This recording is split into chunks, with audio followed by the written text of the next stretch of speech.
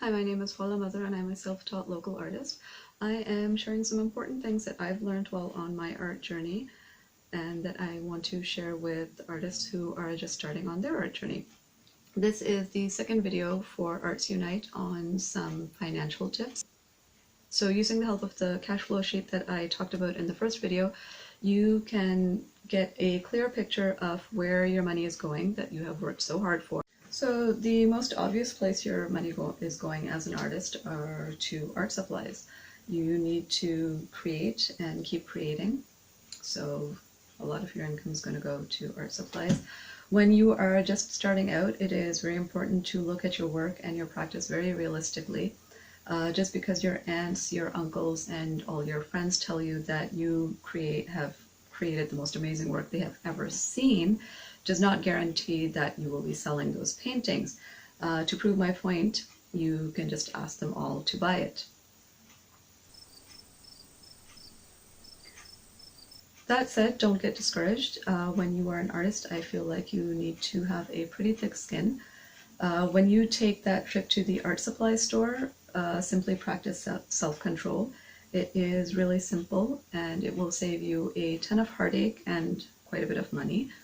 When you are working on a project, you want to break it down into the what, why, and when.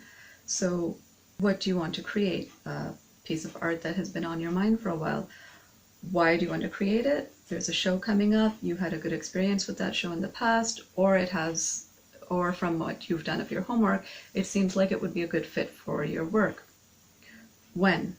So how much time do you need to create the work, and is the deadline for that show looming very soon?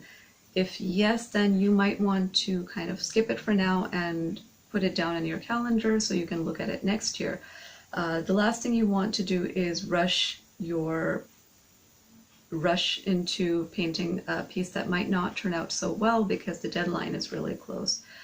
Make a list of the supplies that you will need to create this piece of work and really practice self-control. Do you really need that super expensive high-end material? And how do you know if you do or not? Well, is your work being auctioned off at Christie's? No. So maybe skip the 24 karat gold foil and buy affordable art supplies. Do your homework. There are very good quality art supplies that are available for a reasonable price and won't cost you an arm and a leg.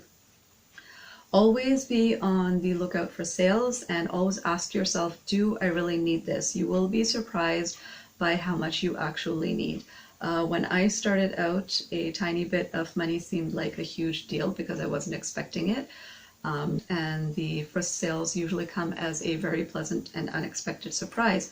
I did end up buying things that I didn't need just because I was fascinated by all the shiny new things at the art store. I still have some material from 2014 that I have never used. When you know you're going to need more of something, always buy in bulk. And no harm in asking for a discount. You won't know until you ask, so always ask questions.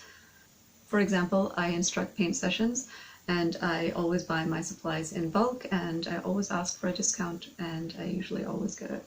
Another place your art income will go is to memberships. When you are a newbie and the world seems very bright and shiny, you want to get sucked into everything art. You want to sign up for every event you find, and you want to sign up for every arts organization and group you come across. Don't do that. Do your homework. There are a lot of groups and organizations, and not all of them will be suited to you. It may seem like, okay, $50, $100 for the whole year. That's not a bad deal, but it really adds up to a lot of money. And you have to see what you're getting out of it. How many events or shows does that group or organization have a year? How do they charge members and non-members for those shows? What kind of audiences do they cater to? Do they have networking events, which are very important? Do they have other opportunities that may help you? How much of a commission do they keep from the art sales for their shows and exhibitions? The other thing is the organization may be really good, but it might not be a good fit for you and your art. Then there are also those galleries that seem very high-end and they are really popular on social media or their website looks really impressive and you see them selling very expensive works. They ask you for an upfront fee to represent them, which seems very high, but you really, really want to get into that gallery. They also charge a very high commission for all your work sold, so you will know right away that something seems off. Always trust your instinct. If something seems too good to be true, then it usually is. Especially be aware of people you get approached by through social media or your website. Sometimes they will offer you what seems like a little piece of heaven, but you may end up getting into something that you can't get out of and losing a lot of money and time and effort. It can be really exciting to think that even though you've just started, someone has discovered you. The fact is, it's usually a scam, and a lot of unsuspecting artists get sucked in that way. So please be very wary of that. That said, it's really important to sign up with your local art councils, collectives, or societies that you can see cater to your ideal client. Those organizations usually work very hard to promote their artists, and you can tell just by following them on social media and checking out their website. They do a lot of well-organized shows, and they provide networking and other opportunities for their artists. Networking is really, really important, and the right organization will provide you with good networking opportunities and help you put your work out there. Another thing artists may spend their income on is marketing. So with a little bit of time and patience, you can get a really good deal for marketing. It is known as do-it-yourself. So what you need to do is take the time to do some research and see how other artists are using social media for marketing themselves. And it is a great free resource if done properly. It does take a little bit of time and effort, but it is totally worth it. You will occasionally need to get things like business cards and flyers made. Even there you can save a lot by designing it yourself and getting it printed like at places like Vistaprint, and I know Canva does some printing and delivers right to your door. I don't know what their rates are. You should always look up a couple places and see what the rates are, compare them, and see what suits you best. I find people's attention spans have really shortened, so in the beginning I did get some flyers made. I find it didn't work out as well as I thought, because yes, when you're handing them out at events, people will take them, they might glance at them, but I found later on most of those flyers would end up in the recycling bin that was just like outside of the door of where the event was taking place. So be really careful about what you get printed, because the costs do add up, and you don't want to spend money on something, especially that's being thrown. It's like not just a waste of money, but it's like not good for the environment either. That said, when you have a show coming up, what you might want to do is get a nice piece of art of yours printed onto something like a bookmark with a little bit of your information on it, because that is something most people would not throw away. It's a small piece of paper, it's handy, so it doesn't get thrown away that easily as a flyer that people don't want hanging around in their purse or on their coffee table.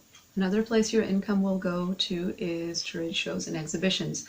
Like the organizations and groups, you really need to do your homework and do not just sign up for every exhibition that you come across.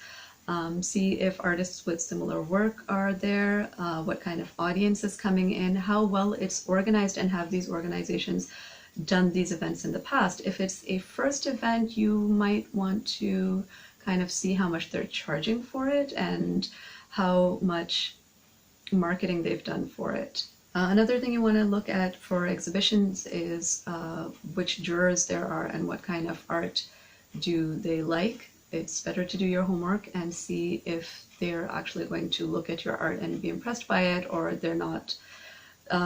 Maybe your art is not their cup of tea, and there's nothing wrong with that, because there are a dozen other shows that will have jurors that are. Always look at past exhibitions and see if it's a good fit for you, and if not, you can always look for the next exhibition or show. Once you've done a show, always keep track of how it worked for you. Did you sell work? Did you reach some potential clients? Were people interested in your work? Did you get good feedback from the juror if it was a juried show? What other artists were coming in? Always keep notes on what works and what doesn't, because you may try a show now and find that you do not want to go back there next year. And you may try a show that you didn't expect to do well at, but it turns out really well, and you definitely want to go back there next year. There are certain shows that work for me, and I always put aside a little bit of a budget for that because I know I'm going to be doing it every year. So always track your expenses, keep your receipts, and send brownies to your tax guy.